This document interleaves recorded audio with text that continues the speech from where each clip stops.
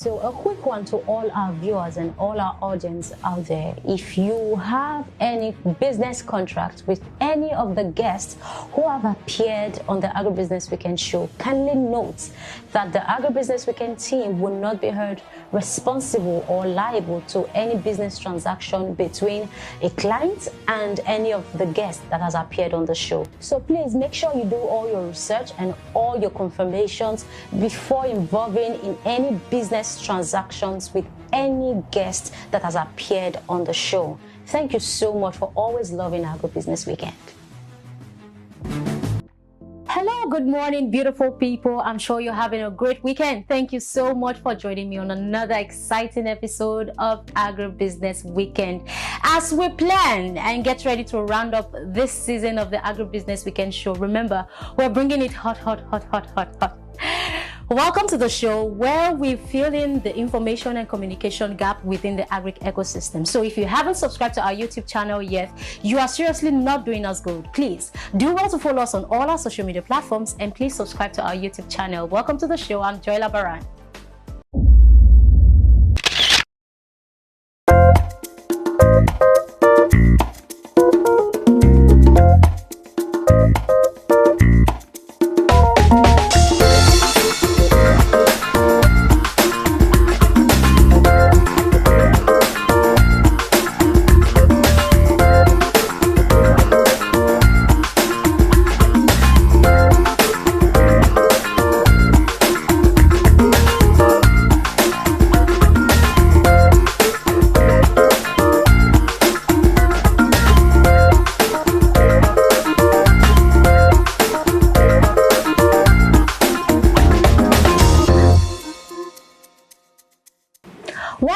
If you just joined us, you're right in time. This is Agribusiness Weekend, your favorite agricultural show. Yes, right. You know that the cardinal objective of farm management is that of profit maximization, most especially in commercial farms.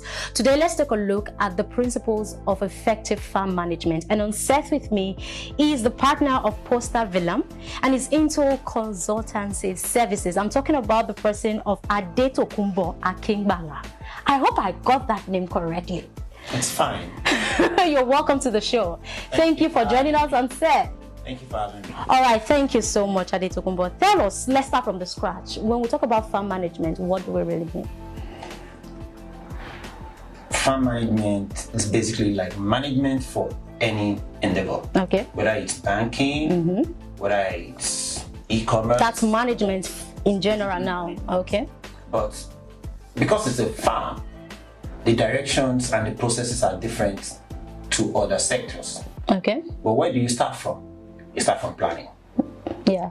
So because if you don't have a plan, you really don't have a destination you're going to.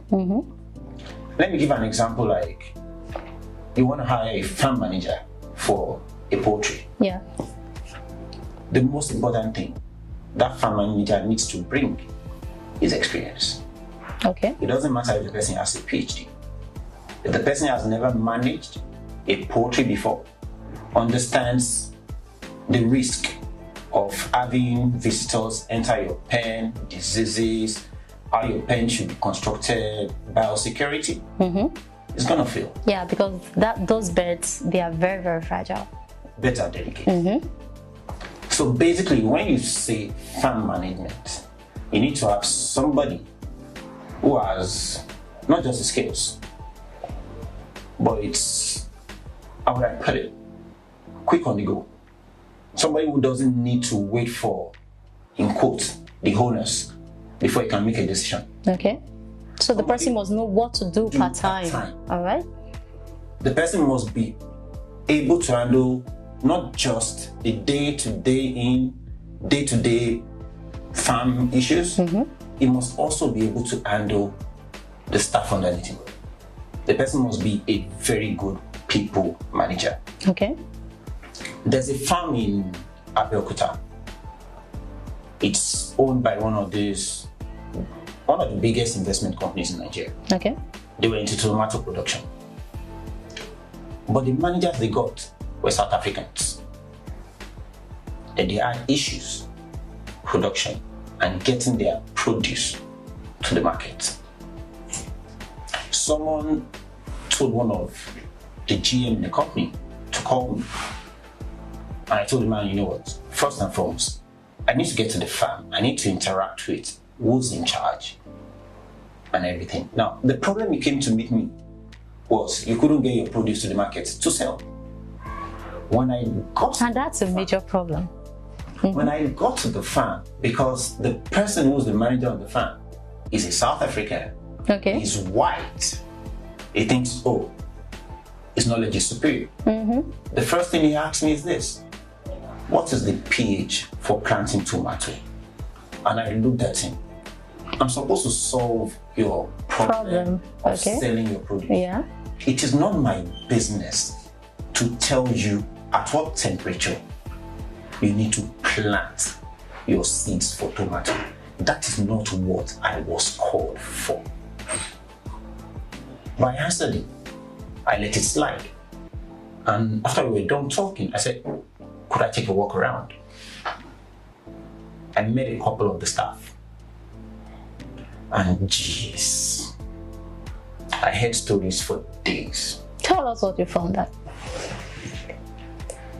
So the manager was brash, abusive, overbearing, made them work longer hours, didn't pay bonuses on time. So basically, what did the staff do? Sabotage his efforts. Oh, wow. Simple. They closed the farm. Oh, wow. But that's a loss on the part of the investor. So I'm coming to that. We know that so many people have gotten their hands burnt in trying to invest into agriculture. Now, you just mentioned some things that I feel like the farm manager, owning a farm manager, these are some key things that the farm manager should have. The brashness and what have you. So, you need to take out Exactly. if you are mad, as in, let's assume you're frustrated from home. When you get to the farm, at the gate of the farm, Take it out. drop everything and leave it there. When you're going back home, you can carry it. But when you get there, you need to realize first and foremost, you are dealing with human beings. If you treat them well, they are going to put everything, and I mean literally everything, into it. I've had staff that when my dad poultry was still functioning, that we had day-old chicks, they'll voluntarily tell me, say, you know what, Oga, go home. They'll stay overnight with the day-old chicks. Free. Why? I didn't see them as, because I was like their boss, I would treat them any differently than I would treat my friend. I'll ask them, there are days I'll just ask them, none of you guys are beating. Oh yeah, you take, carry car, go and buy whatever it is anybody wants. And I give him the card. Little gestures go a long way. And it makes people want to do more to satisfy you. And now, if you're a farm manager and you are also a good people manager, it makes half of your job is basically done. Okay. Because it's easier for your staff to see something and tell you and act. But if you're the one who's brash and abusive, the fact that they can't even approach you, it's a problem. All right. Now, apart from the human character, what are other key principles that should be looked at for in farm management? So, getting a farm manager, you also need a farm manager who is forward thinking. The whole point of business is growth and profit. So you also need to have somebody who understands the business, your growth target, and how to plan towards it. Like, if you plant 500 hectares of land, of corn this year, and your plan is to plant 1,000 next year, and you know it takes 6-7 months to clear 500 hectares of land, then you know that by the time I'm planting corn in June, latest by July, I should start clearing the next 500 hectares I need to use to increase my capacity from 500 to 1,000. Okay. Because if it does that in October, you are never going to meet your target of 1,000. Because if you look at it, you have the equipment breakdown. Currently in Nigeria, diesel has gone from 250 naira to 700 a litre. You have all those issues to deal with. So you need to have somebody who's like, what is the worst that can happen? How do I take care of it? You need to look for that in a farm manager. Okay. That's why I said before, you need somebody who knows his onions. It's not just about what's that theoretical knowledge. The person should have his experience, right? Hands-on experience. I've said it over times. I'll take hands-on experience over theoretical knowledge. Anytime, any day. Because I've seen people who have PhD fail at the very basics. Now, coming to this failure, when things like this happens in the farm and probably the expected outcome was not what it became, what are other factors? I feel like, is it just solely the fault of the farm manager, or there are other factors that are beyond his control? Of course, there are factors that are always beyond your control when it comes to farm management. For instance, whether it's livestock or crop. In livestock, let me give you an example. Termite infestation. They call them in quotes, if you are into poultry, anybody who's into poultry will have had an encounter with them. They call them ijalo. Okay. Fire hands. I hope you know that. I'm lost. They are hands. Oh yeah, okay. Like if one bites you, the place it bites you, it's gonna itch and sting. I think I know that experience. And there's a lot. They'll dig like a tunnel. I know that experience. So now, because you know it's a poultry farm, whether you like it or not, these things are going to come. What do you do to prevent it? So we have chemicals that repels this pest. Okay. And we use it just once a year. And they are never going to come. Oh wow. Yes. One is called Precise. The other is called Atlantis. And that's for You're safe. They're not going to come to your farm. Now, if you look at crop farming, now because I'm partial towards maize and soybean, maize, your biggest enemy in maize is armyworm. Now, after you've done your pre-plant processing and everything, and you plant, the moment you plant, you also have to apply pesticides immediately. But when the crop starts to grow, there's one thing a lot of people don't do.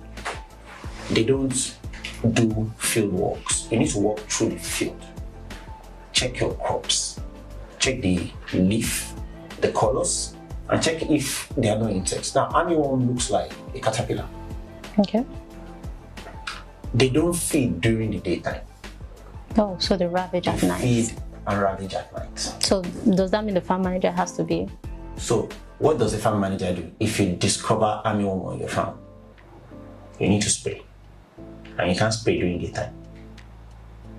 Wow. You need to spray very early in the morning or late at night. That's why I'm not a fan of most agri policies our government has. Agriculture is not a poverty alleviation program. Subsistence farming is never going to make farmers rich. It is not going to happen today. It didn't happen yesterday. It's not going to happen tomorrow. You know, I was coming to that. Apart from these other factors that will hinder the farm manager, are there other public factors that will also hinder farm management, affect farm management? So, let's have a government policy. 1. 2. The system support. So if you say government policy, government wants to support farmers. You want to give them seeds, you want to give them fertilizers, you want to give them pesticide, herbicides. But right now, it's planting season for corn. But the thing you want to give them, you're going to give them this seed, these fertilizers in June, July. They've already missed it. So it basically shows that as good as the policy of the government is, they don't have a calendar and framework to make it successful. So that one it's dead on arrival. Now, when you talk about support infrastructure, where are the roads? Where's the logistics? Where's the processing units? Where are the storage units? That's why you hear that, oh, there's a lot of mangoes, oranges in Benue, but 50-60% perish on the farm. But you know, Tokunbo, I've been to events and I see people say the government should step aside and let the investors and stakeholders, you know, make this thing work. Exactly. So the bottom line is this. What's the job of government? Provide road, provide electricity. That's true. Water. That's true. Basically leave the rest to private sector people. When we're processing poultry in Ibadan, and I can say this, and I can mention companies that were using the same cold room unit, and it was owned by Onward Fisheries, Zatek, Avians, Chi. What's the name of this man? They wrote their business name is their surname written backwards, Natnudu, because Natnudu is actually Odunton written backwards. Okay. We were all using the same cold room. Road.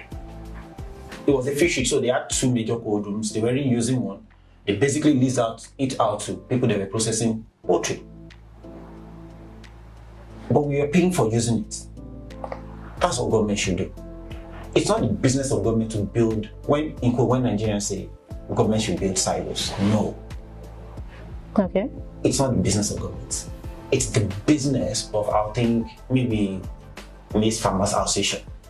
They should really want to build silos. Build silos, put it around, call your members, store your grains there, put your goods on a futures market. American farmers don't sell to like a market per se like that. Somebody sends in an order, it gets on an exchange, and the exchange forwards it to any farmer that's accepting that price that is being offered at that point in time. Any farmer that accepts it loads their truck, takes it to the port, and offloads the grain, and they send their truck back, and that's the end. They don't need to see the people sending the way bill. It's like, that's why I tell people one thing. One of the reasons export for produce has issues is Nigerian customs. Nigerian customs should never be the one in charge of collecting duties. By law, that's the job of the Federal Inland Revenue Service.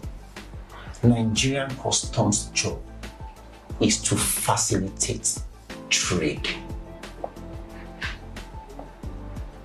If you take yams to port, I'm sure your yams will use like 2 months before it gets on the ship. But if I load the same yam on a truck and I drive to Ghana, that same yam will get on a ship in less than a week. So when people say government should stay back or stay out of certain things, those are the things we're talking about. Government has become too much of an albatross, even in trying to help. Let's look at the most laudable policy of recent times is Anchor Borrowers Program. But it seems it's only the federal government that's doing it. That's why, as good as it is, the impact is very minimal. Because the states don't buy into it. The local governments are less concerned. In the Western world, it's easy for us to say sinner climbs. But sinner climbs go for what are they good at most? There's a state in the US that taxes alone from the poultry industry exceeds the World Anchor Borrowers Program budget. Oh, wow. When the state is earning over $9 billion in taxes from just poultry. Wow. People say large farms. Okay, there are large farms in Nigeria. We have a huge amount of arable land. But there was a period I wanted to travel just before I got married. I wanted to go to a farm in Brazil. The name of the farm is called Bom Futuro. 1,200,000 acres of maize and soya beans. Wow. That's huge. That's a different state. That's so huge. And when you see the mindset of how they approach agric, now you know the funny thing. 40 years ago, agriculture in agric, like the way agriculture is in Nigeria, subsistence. Yeah. But they got up one day and decided that, you know what, it's not going to work. So what they did is they started by aggregation. I'll give the nearest person I can use that does aggregation, that I'm a fan, like a huge fan of what she's doing. Because I won't say Mira has broken glass ceilings, man. Mira has literally broken anything above her. There's no. Because for you to go from 7 tons per hectare of tomato to over 70 tons per hectare within a span of 6-7 years, jeez, nah. That's massive, right? No, that's not massive. That's a miracle. That's what Mira is doing. Tomato juice. And that's the model that would help. Because, you know, you have 2 acres of land. I have 3 hectares. We are next to each other. But assuming all of us were like maybe 200 or 300, we put our land together into one massive chunk. One advantage, we can hire mechanization. Mm-hmm. We can get agronomists. Mm-hmm. to work for us. Mm-hmm. So you're getting better advisory. You're waiting for the government to send extension service officers who might probably not show up to come to you. You're probably going to get better seeds. You're probably going to improve planting population. The ability to apply pesticides, herbicides is easier because you're using mechanization. And the best part, your health greatly improves because you are not carrying hook and cutlass anymore. Okay.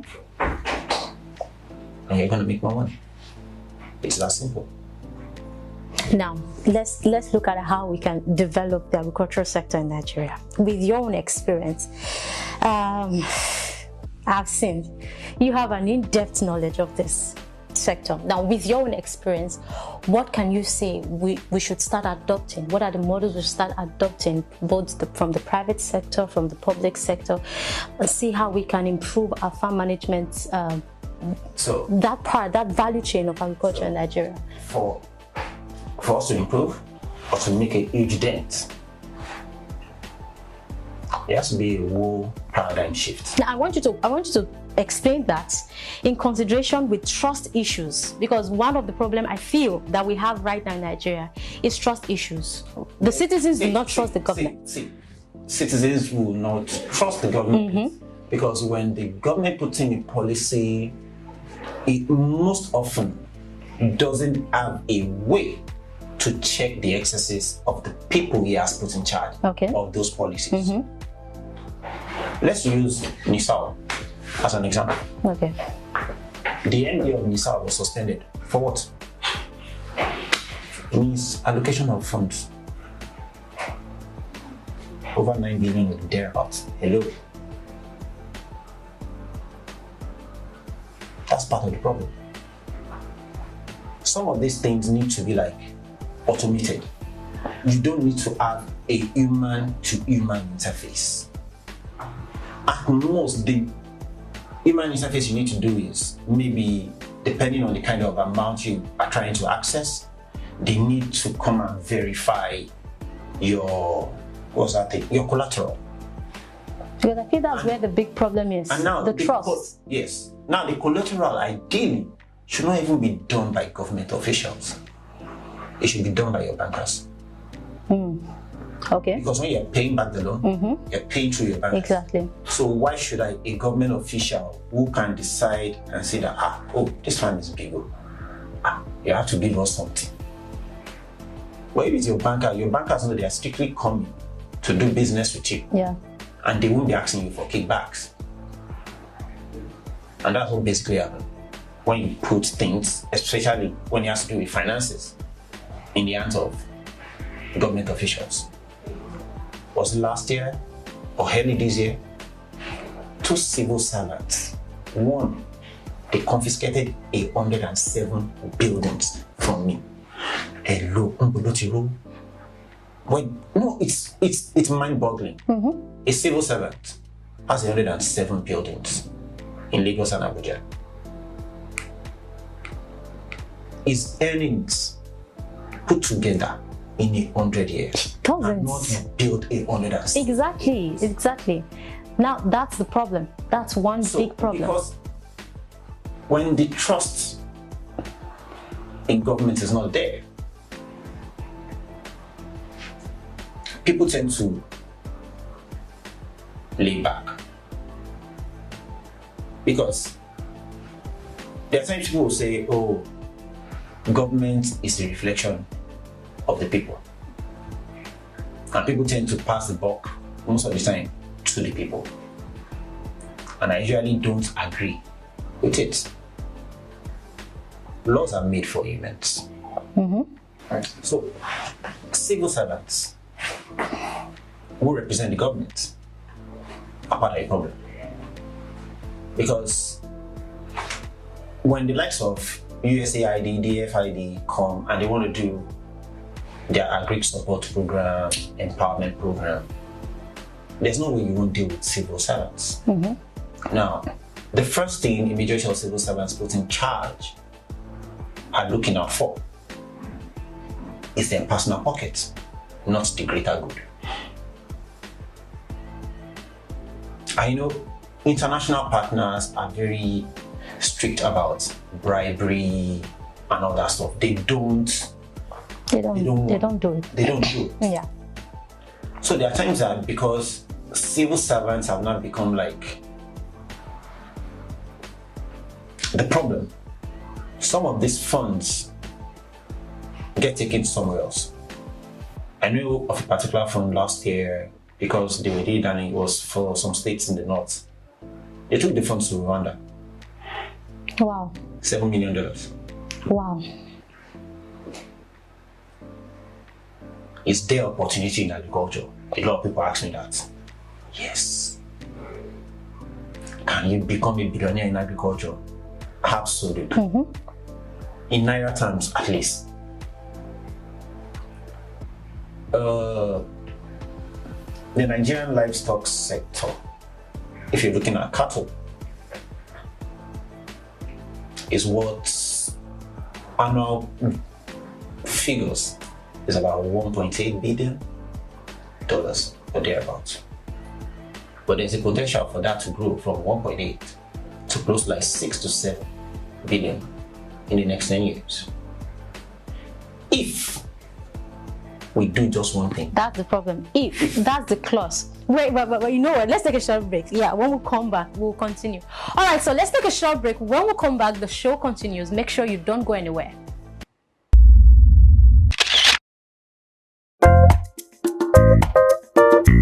Hey, my name is Richie Dog and I'm here to tell you that you cannot go wrong in the food business, in the agro-allied business, as long as you have information, you know what you're doing, you know who you're doing it with.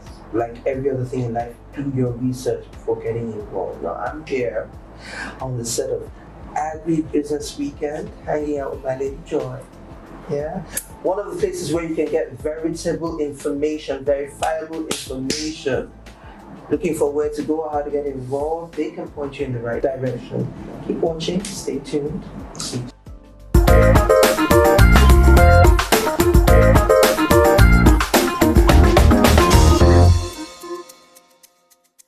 Welcome back. Adetokunbo is still in the house. Thank you so much. You're welcome. Indeed, I will confess, yes, your depth of knowledge in the agricultural sector is deep, it's professional. Is what else can I use to add to I have people who know 1,000 times more than okay, so well done. But you were talking about the livestock sector before we go on break. Now let's do a quick preview on that. So, if you look at the figures, it is said Lagos State consumes between 8,000 to 10,000 cows a day. Yeah, I can imagine Lagos State alone. So, if you use an average, that's 8,000 cows. A cow is, let's say, 250,000. Average. How much is that a day? Times 800. Somebody should do maths. Who will do the maths? 8,000 times 250. You're looking at roughly 1 billion thereabouts, Per day. if not more, daily. Now they kill cows Monday to Saturdays. They only Most especially Saturdays. Oh, one day, so no. Aside no, one day. Okay. I'm just talking about the consumption of Lagos. Yeah, okay. This one is out. So that means out of your 356 days in a year, they kill cows for an average of 300 days. 8,000 every day in Lagos. Now, our livestock sector has been, how would I put it, extremely underperformed. Simply because the government policy, especially when it comes to cattle, goats, and sheep, hasn't been one of the best. Our breeds aren't also one of the best. The best breed for meat producing in Nigeria that we have is called the Bokolu. So, Tokunbo, what can we do? What can we do? What do you want to do? So what to do? First and foremost, you need to do breed improvement. That means you need to bring other breeds with better genetics and cross it. Number 2, we need to stop our obsession with eating money. There's a tannery in Kano. It's called God's Little Tannery. And their brand name in Nigeria is called Wisdom Leather.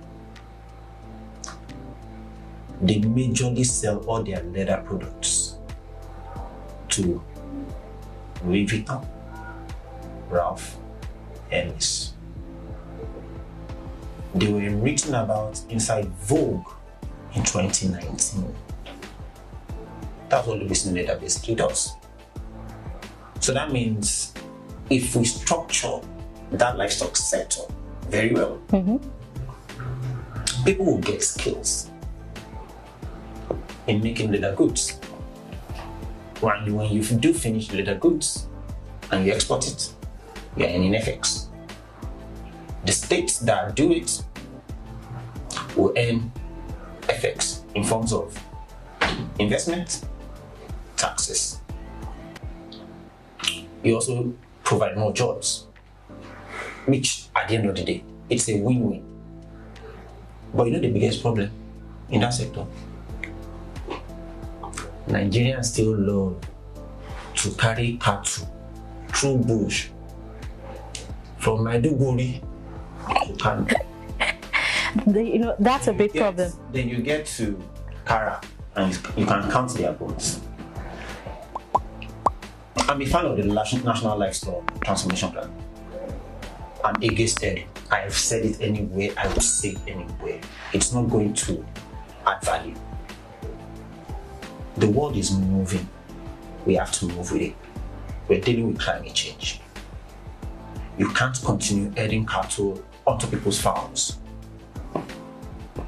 People can make better use of the land and produce what the cattle will actually eat with the land.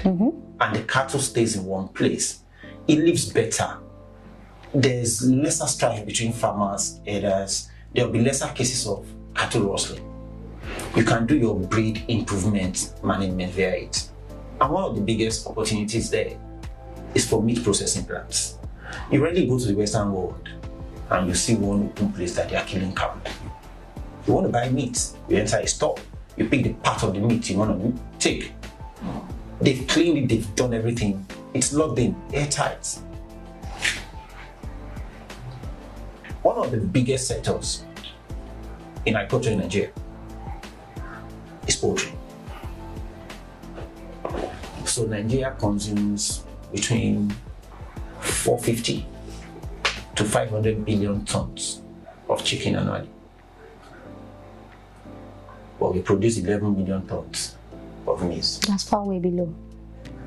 Remember, they smuggle in turkey and chicken also. So Nigeria currently provides about 50-55% of its own poultry needs. For eggs, we're doing about 30-33. The majority of your confectionery companies that do biscuits, they import powdered eggs. That's what they use. Now you have, and these are opportunities that yes, like in the value chain, yes. Where could you key in if you want to do something? You might do poultry, you might do corn, you might do soybean. In the last 2 years, the price of livestock feed has gone up by 400%. Exactly, most especially maize and soybean. As I was early 2020 before the lockdown, a ton of maize, at least I knew I sold during all those periods. And last year, when there wasn't security, so we didn't really farm. We sold a ton at 83,000. But by the end of 2020, COVID, it was 150. By December of 2020, I said corn will probably end 2021 hovering between 240 and 260. Of course, as people that want to say, they'll say, oh, angel of doom has come. Why would you say that? Corn should go back to 83,000, blah, blah, blah. And I asked them a question. If at the peak of harvest in a country, prices of food are going up, what do you think has happened? Our horse has bolted from his stable. To bring prices down, we'll need 5 years of doing things right. 5 straight years of doing things right. Not the way government is doing it, not according to government policies. Because if you don't maximize the land, you're not getting the best out of it. I'm the type that in a year, if I'm planting 2 crops, not that I'm going to plant corn this year on that same piece of land and I'm done for that year. No.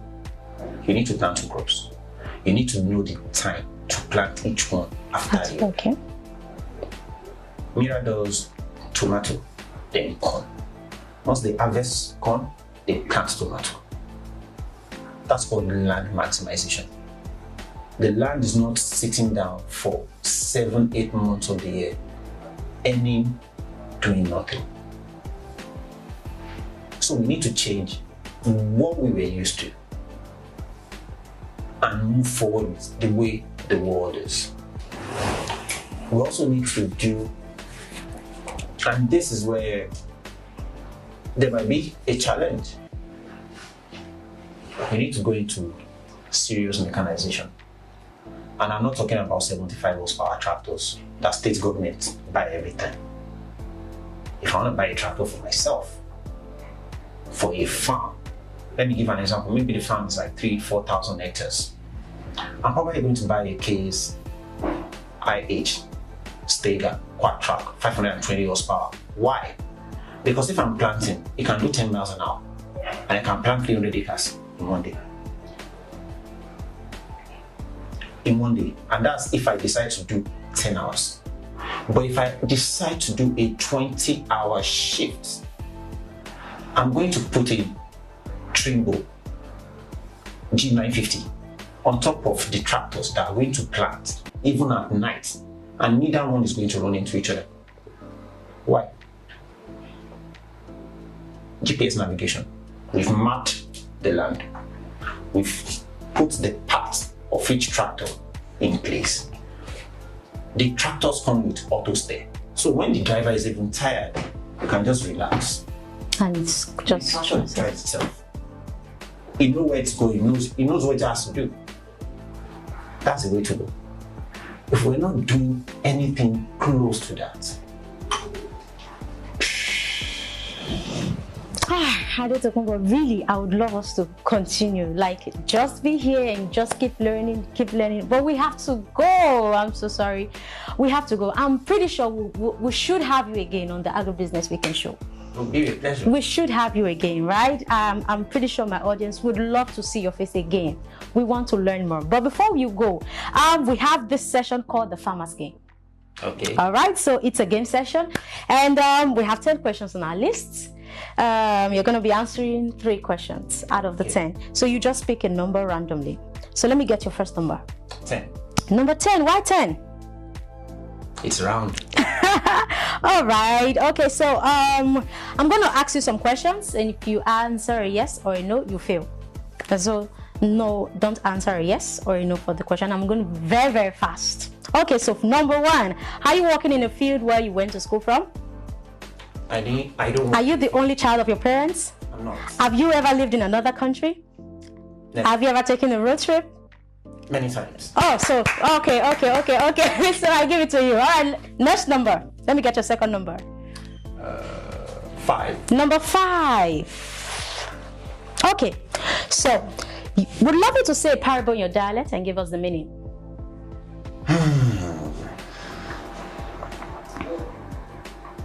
Oh, please don't blow me away. No, I'm not going to. Don't blow me away. I'll give you. Okay. And I hope I'm correct. So basically, it's if you're waiting for certain things to change without you making plans to change it, you're waiting for Godot. So it means the number 1 factor for change is you, right? You need to make an effort to change. That's right. All right, thank you, Tokunbo. Let me get your last number. 1. Number 1. Okay, so we get to see number 1. So if you have the opportunity to sing your best song, what will you sing? I don't have the best song. Really? No. I won't take that. Everybody listens to music. Everybody listens to music. Okay. I have a favorite genre. Exactly. So there should be this song that you just love to listen over and over again, you know? No. If you were to say, if I could choose a movie I could watch over and over again, then I'll give you one. The Sound of Music. Sound of Music. Wow, that's nice. But we're talking about music. So sing us a song from The Sound of Music. Do a dear, I feel me, dear, where a drop of God and sun. But you didn't finish it. I did for you. Thank you so much for being on the show. Thank you so much for being on the show. We had great time with you. And on behalf of I and the Agribusiness Weekend team, we want to give you this package to say thank you for coming. Check in. There's a key to a house. There's a key to an estate. Yeah, right. Yes. This is a just Thank about. you very much. Thank you so much for coming. All right, and this is a wrap for today's episode of Agribusiness Weekend. Thank you so much for staying tuned with us. Till we'll come your way next time. Remember, Tokunbo has given you key principles to look out for when you are choosing or when you're employing a farm manager for your farm, and key principles to look out for if you are the farm manager of your farm. Of course, these are things that you shouldn't take lightly. Till we'll come your way next time. Do well to explore in the agricultural sector. Remember, the agricultural sector is a big stream of unending income, and so there is an opportunity for you to thrive. I'm Joella Barani. Do have a great weekend. Bye for now.